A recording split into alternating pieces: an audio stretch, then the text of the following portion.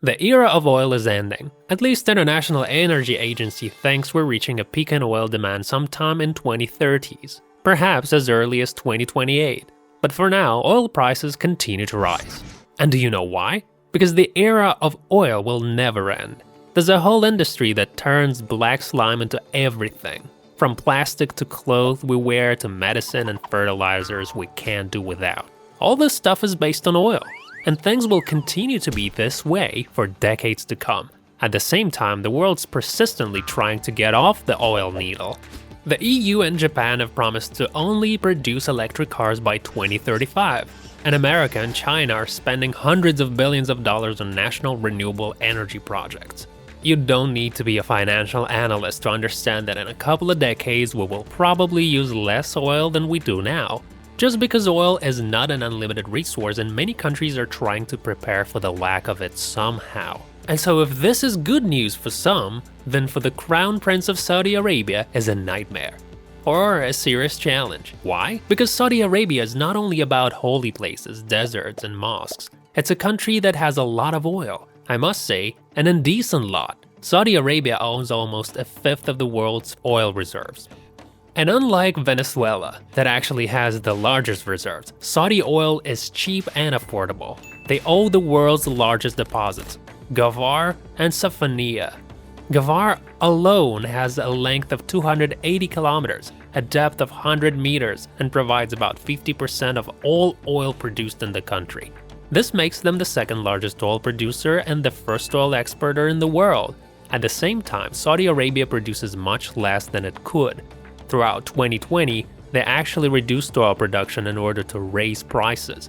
But already in 2022, after production cuts, logistic problems, and the war in Ukraine, the state oil company Saudi Aramco reported an insane profit of $161 billion.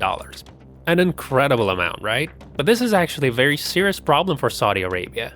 They are completely dependent on oil. Oil production accounts for 40% of their real GDP, 70% of their exports, and about 75% on average government revenues. Their well-being depends on oil prices. Saudi Arabia doesn't have income tax. They have a very strange division of labor with a third of the population working under contract with foreigners and over half of the citizens working for the government. And they're completely dependent on how much oil money will be credited to their accounts. Imagine, they can produce a barrel of oil for about $4 and sell it for $80. This profit of $76 or so is called an oil rent. It turns out that Saudi Arabia doesn't have a working economy. It is rather a rentier economy. And that's why, despite the fact that the world is planning to reduce its dependence on oil, Saudi Arabia does two rather strange things. First of all, they're increasing their capacity to extract oil and gas, refine and export previously untouched reserves, and secondly, despite high prices of the early 2020s, they're in no hurry to spend the insane amount of money they earn. They make heavy investments. Why? Because they want to risk their money to get a chance to escape. Otherwise, everyone will forget about them. You can't get far by selling sand and camels, you know? And they have to act very quickly. But what are they gonna do? Do they have a plan? Yes, the Prince of Saudi Arabia has a plan, and he's incredibly ambitious. He wants to rebuild the entire country by 2030. Saudi Arabia wants to develop a non-oil economy, be at the forefront of technology, and have some of the best educational institutions in the world. The country's spending billions on solar and wind projects and is going to achieve its carbon neutrality goal by 2050. They also invest in agriculture, and you know what? It works. They want to become a regional center for finance and logistics with new developments in financial technology in the cities of Riyadh and Jeddah. They invest in everything related to science, artificial intelligence, flying cars, and the Saudi Genome Project. They're spending fabulous amounts of money to build new housing all over the country. They give out huge sums of everything that is produced in Saudi Arabia. Now it is petrochemicals. And most importantly, they invest in everything that attracts tourists. And what could that be? It should be something massive and unique, like the Jeddah Tower, the project of the tallest building in the world. Or the futuristic city Troyana, ski resort in the middle of the desert. Or here's a 400-meter-high Mokab cube. It's supposed to have an eco-friendly mini-city inside of it. And here's Qadiyah, a dopamine paradise where you can go to a water park or go racing or watch any kind of sport or play it at an esports stadium. And of course, the Line, a linear 170-kilometer long city of the future. Pretty cool, isn't it? But why do they do all of this? Because they want 100 million tourists to come. According to their plan, they should all come to Saudi Arabia annually by 2030 to make 10% of their GDP and another 1 million citizens to work on these crazy projects. Now, of course, Saudi Arabia already has a thriving tourism industry, but it's mainly centered around Mecca, where every Muslim is highly recommended to go at least once in their lifetime. It looks complicated and expensive, doesn't it? But now it is clear how Saudi Arabia is going to reduce its dependence on oil. And that's the way it is. The prince himself says that Saudi Arabia suffers from oil dependence, and their main goal is to diversify the economy in order to ensure against any oil problems in the future. This is important both for the national security and for economic growth. But what is the price of these changes? Well, let's just say it's not cheap. We're talking about trillions of dollars. More than trillions, actually. Saudi Arabia is gonna create more than 500,000 government jobs. But there's a problem. Government jobs, which are mostly assigned to Saudi citizens at birth, are subsidized by oil. And that's what they're trying to get rid of. They need to develop a private sector, which, by the way, is growing fast and is very profitable. But the problem is that it is unclear which industries are working and which are not. They have so much money that everything seems profitable. For example, 60% of Lucid, the first car manufacturer in Saudi Arabia that makes luxury electric vehicles, belongs to the National Oil Fund. And across the country, about 80% of the non-oil growth over the past 5 years has been due to the money that came from oil sales. So today the country is still far from financial independence from oil. They're in a difficult position. If they don't invest in private businesses, the Saudi workers have no incentive not to get their oil rents in a convenient government job. And if they do invest, they're more dependent than ever on the oil rents that flow into everyone's pockets, just because the country has such an industrial policy. It turns out that the Crown Prince needs something else to solve this problem, and that's where the team of sheikhs come in. The Public Investment Fund. This is one of the largest oil funds on Earth, which ironically could be their lucky ticket out of the rentier economy. It's a diversified portfolio investing in everything from Uber to Nintendo, and in all these companies that manage assets worth over $700 billion, approaching $1 trillion.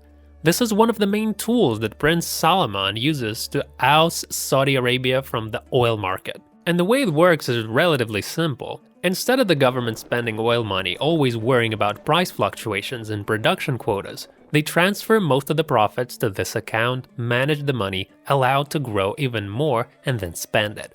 And so the money goes to the budget regardless of oil prices. And this is the best way to spend oil rents on things like infrastructure, healthcare, and education. So the royal family of Saudi Arabia is one of the largest domestic and international investors.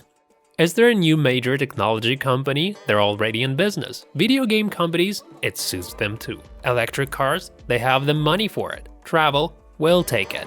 The foundation recently funded a brand new airport and airline company. Do you know what else they spend their money on? Billions and billions of Saudi oil dollars went into international sports. The foundation bought Newcastle United. They owned 4 Saudi professional league clubs. Saudi Arabia's investment fund managed 3 of the largest professional golf leagues.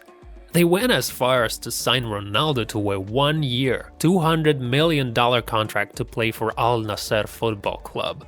They're hosting 2027 Asian Cup, the 2034 World Cup, and the 2029 Asian Winter Games. That's right, Winter Games in Saudi Arabia. It's pretty crazy.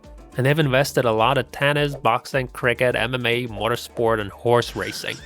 Why are they doing this? To instill love for sports in their people? Nope. It is hardly possible to make anyone fall in love with a certain sport, especially if there's no folk culture in it. There's another reason. If sports investment increase in countries' GDP by 1%, they will play sports. Rather, invest money in it. The same thing happens with other crazy giant projects they plan. They must be financed from the state investment fund, otherwise they will never be built. They spend money on all of this to attract tens of millions of tourists who will come and spend tens of billions of dollars in the country. But what is the point of these crazy investments anyway? Like, what's with the making of a huge cube or the purchase of Ronaldo? It's a strange strategy for economic development, isn't it? Nope. One of the reasons is branding. Brand strength is important for both companies and countries, and today Saudi Arabia doesn't have a very good indicator. What do most people think about Saudi Arabia, really? Well, it's a country with a bunch of oil, so it's not exactly the kind of place that everyone wants to visit, like Paris or Rome. So if branding doesn't matter to countries, then why millions of people who never been to Canada want to move there the first chance they get? Because Canada created a brand of relatively safe, open, and wealthy country. And it doesn't matter if it's true or not. It's a brand that they sell to the world, and it works. If Saudi Arabia can sell their brand, it could affect their ability to do business with foreigners, attract and make everyone remember them.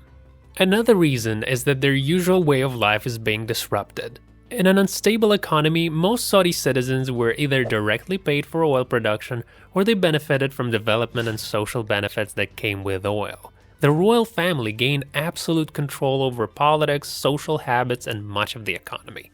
But what's happening with this public contract now that the government has openly stated that it wants to get away from oil dependence? Well, they simply create a new one, either at the expense of rent paid to the government, large sports enterprises, or at the expense of the brand name and the coolness of new developments. Look, their population is very young. 2/3 of the citizens are under 35. The desire to become a global center for sports, luxury tourism, and video games is quite clearly aimed at a young audience in search of vivid impressions. If they can find them without leaving their own country, that's cool, and strict laws are gradually being eased. Women can now drive, cinemas are open to public, music plays loud even in public places, and they even allow to sell alcohol, albeit not for everyone and only for non-Muslim diplomats. Now, what's the key to successful economy of any state? Educated population and highly qualified personnel. And this is another problem for Saudi Arabia. Saudi citizens find easy jobs in the public sector and live carefree days with their wealth. The average citizen earns about the same as an average Canadian, but they're less educated than an average Gabonese. And this is great, of course, but it's unacceptable for a successful country. 95% of public sector workers are Saudi citizens, but citizens make up only about 17% of private sector workers, and the rest are foreign contract workers. That's why Saudi Arabia demographics are so strongly male-oriented. This population group makes up the bulk of the country's workers. So the desire to create a new Saudi Arabia is not just a desire to create its own brand, it's a desire to get its citizens to work in highly qualified fields. But will they actually be able to develop skills by investing endless amounts of money in some industries and praying that they create something innovative? This is still a big question. Saudi Arabia needs some measures to determine and understand how good Saudi artificial intelligence is, Saudi electric vehicles, or whether Saudi petrochemicals can do without government assistance. Their consumption between the state and the private sector is already about 3 times the global average. And with their current employment structure, it would be very difficult to start taxing individuals as the main form of government income. Thus, to get away from the lifestyle of rich idlers by 2030, or maybe likely sometime after 2030, should require sacrifices. Let's just say they have to get out of their comfort zone. But the kingdom doesn't want that at all. It remembers the wave of uprising that swept through the Arab states in early 2010s, overthrowing 4 governments in the process. If Saudi Arabia can become a highly skilled country with high labor productivity, this program should fully pay off. They may even be able to become one of the first economies to escape the curse of petrostate. In general, the openness of society and the construction of large-scale projects are cool, but economies are made by people, not buildings. Will Saudi Arabia be able to avoid dependence on oil rents? It's not clear yet. We'll just have to wait and watch.